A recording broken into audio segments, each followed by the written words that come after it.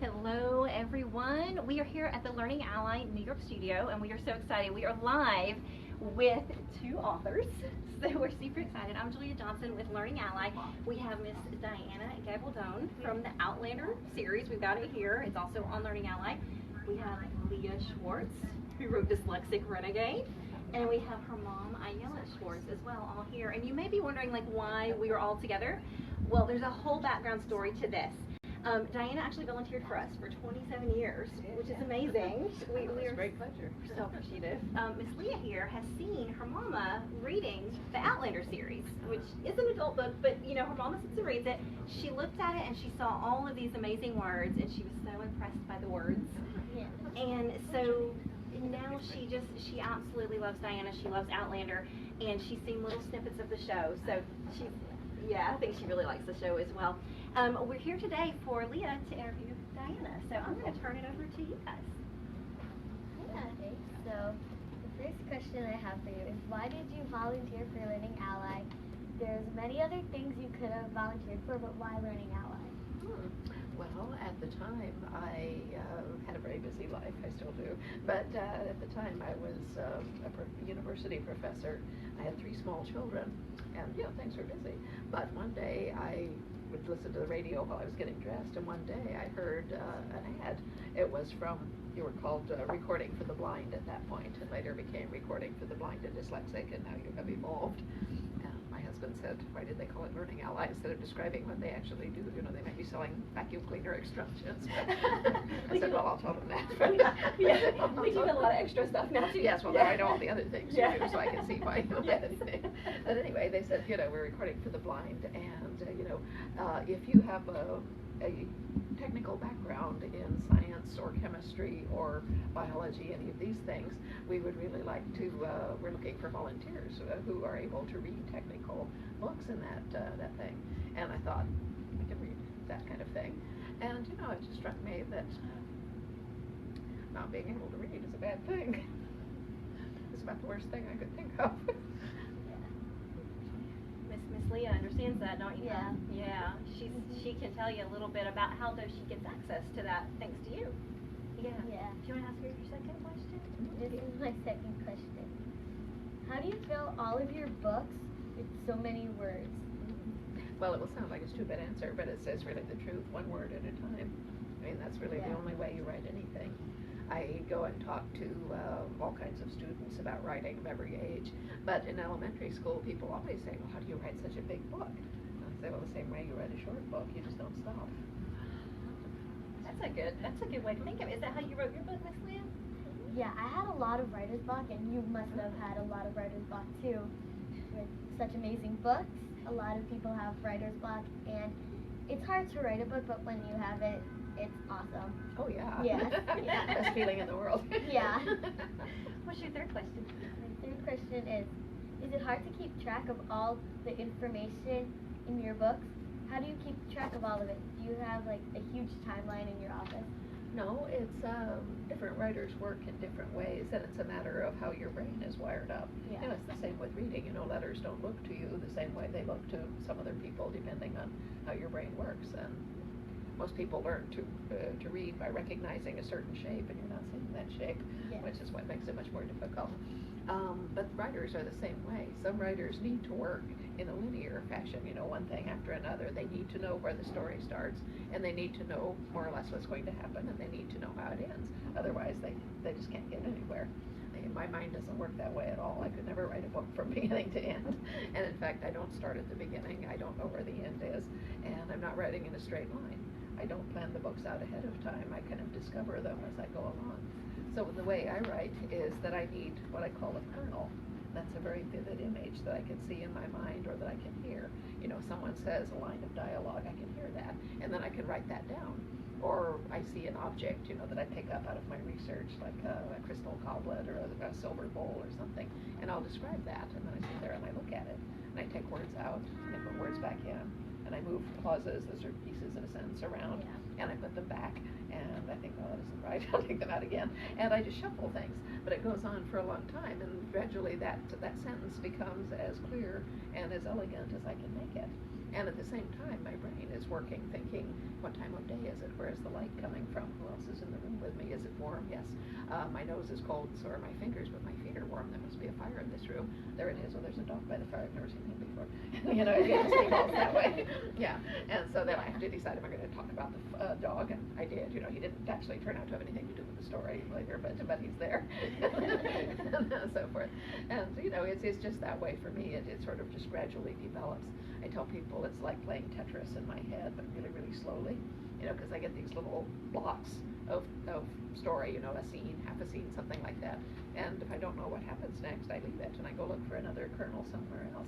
I read a lot, and I have an immense amount of research material because I really like history and details and all that. Yeah. And so I write all these pieces, and gradually they begin to stick together. Well, also in the back of my mind, I don't write anything down or I will lose it. So the only thing I write is what's actually in the book. But I'm reading all this stuff about history, and I'm kind of making this timeline in the back of my head. You know, this battle happened here, these people were here, and, you know, this happened over here. And so when I get these pieces, I get a large piece, and I think, well, this has to happen before that battle, you know, because they're talking about something that is later. I put it here, and I picked up this piece, and I say, well, this piece has to happen during the battle, obviously, and so it goes right there. And so I can line these things up. So this is very long and time-consuming. I'm a very slow writer. Other people, you know, they just whack things down, and then they go back and polish and reshape and all that, and I don't do that. I build it really slowly as I go along. But it's just how your mind is wired up. You know, one way is not better than another. It's just, you know, one way you could write easily, and the other way it's like pushing rocks uphill with your nose, you know. Yeah. That's amazing advice for a dyslexic, right? I mean, I'm just thinking about, you know, a lot of, my son is also dyslexic, you know, but the things that they do is often a little bit slower, and it's okay. We always tell our kids that. No, speed has nothing to do with it. Listen, yeah, she said. You have another question, don't you? Can I meet Sam Hewitt? Well, if you end up if he's ever in the same city where you are, I'm sure that could be arranged. When I saw that question, I said, right I now want he's to meet in you. Scotland. Sam is a really nice guy, and I'm sure he would love to meet you. Yeah. And hey, Leah, we also tagged him on Twitter with you, so maybe Oh, he'll very tweet nice. back at you. Yeah, that would be awesome. Yeah. What is your Twitter handle? Leia Renegade at Dyslexia Rock. Ah, okay. Yes. Yeah. She's on there. We tagged you with it too, so you'll see great. her on I'll see there. it now. Yeah, Okay. yeah. And Yeah, I'll you- pass it on to Sam. Oh, that'd be great. Look at her. She's seen little pieces of the show. Well, Sam sort of takes the eye, you know. He's memorable, yeah. What is you, if you have another question? Yeah? Yes. This was long, I think. Okay. Yeah, it's a little longer. Can you help me raise awareness about dyslexia so they know what it's like to be a part of other worlds because they can read?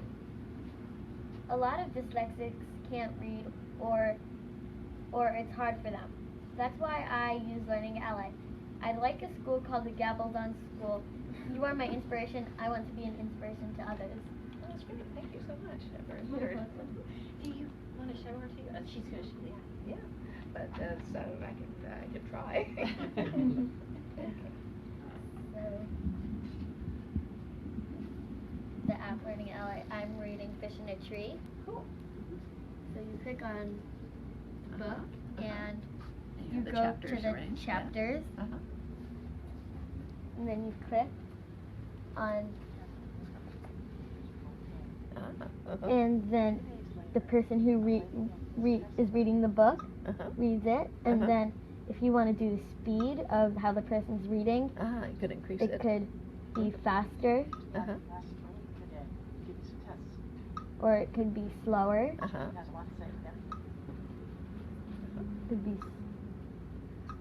It could be slower. Mm-hmm.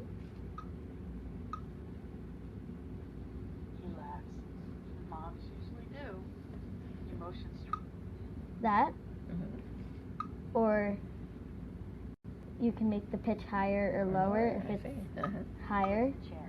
Have a seat. Pull out the chair.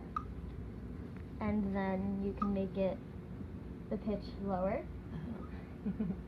Wondering what this is all about. That's very Leah, cool. Can you tell her a little bit about what that means to you, having that access? Having this access, it's easier because I know some people like it when people are reading to them faster or slower.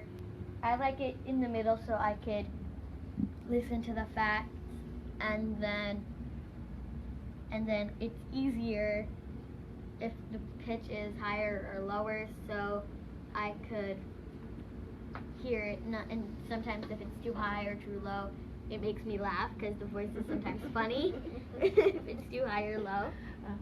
Does it help you read with it highlighted like that? It helps me. It does help me read with the highlights, so I don't look at other things and then I read that, not the other line. And you can change the highlighter color, and you can zoom. Well, that's very cool that you can adjust like that. Yeah, like that's, if you want it to be like this, it's more far. I like it closer, like more close, so I can see the words easier. Yeah. And then these are like to change the color of the other words as you're reading, and then it highlights the words black, and then Chess is a game about planning. I see, yeah. So it'll change the highlight by the sentence. yeah. Cool.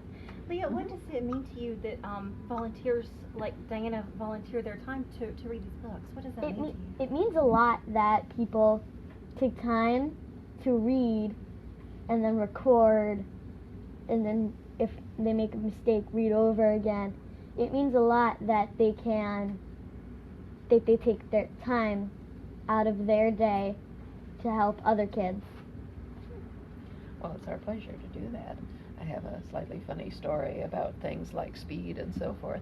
When I began volunteering for Recording for the Blind, which was many years ago, they used 8-track tapes, which are big clunky things, and you had to have a specialized tape player to listen to them.